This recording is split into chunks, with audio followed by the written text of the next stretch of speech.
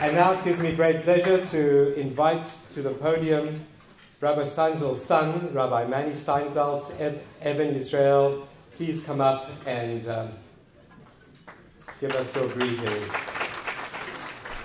Thank you. I can keep them out. I can say them. Good evening. Thank you so much. Such an honor and pleasure to be here on this marvelous occasion. I like to do, even though my father was supposed to be here, due to his medical condition he can't. So I will take his position and speak for the next, let's say, 45 minutes. That's the short version, of course. But really, in short, in the Torah portion of last week, we just read in the sanctuary yesterday, we read a story about Jacob. Jacob is fleeing his house, running from death threats from his brother, which is a typical Jewish family. And he's running away to meet his future in-laws, which I'm not really sure what the great benefits there, but he's running. And on his way, he's tired, which happened to people running away. He's tired. There was no hotel, no Hilton, no Intercontinental, nothing. He has even not a hold in. So he has no choice. He's picking up some rocks and he put them under his head, fall asleep, and in his sleep, surprisingly, he had a revelation. He has a dream, and in his dreams he sees angels going up and down.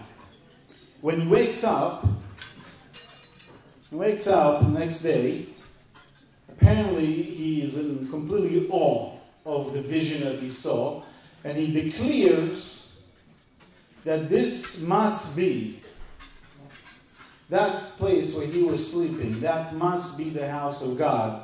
And he points, the Talmud referred to it as they use the word zeh, this. He points up and says, this must be the gate of heaven.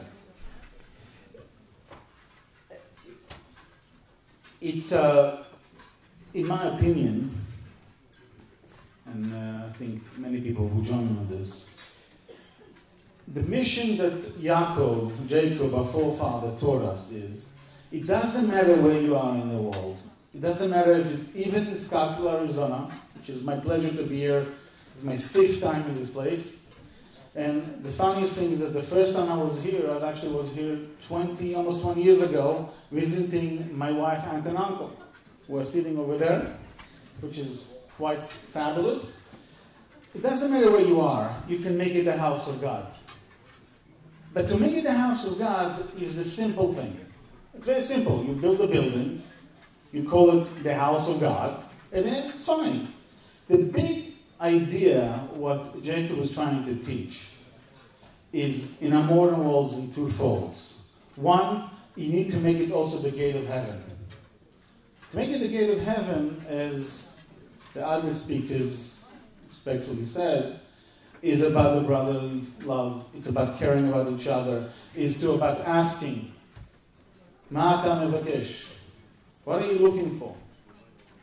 But the other thing is, because we live in the time we live, we also have to make this place a house of all the nations. We have to make it the place that everybody, regardless of the background, can come and participate and to see how this house, this new, marvelous, beautiful house, become CBT Beth Tefillah lekol ha'amim.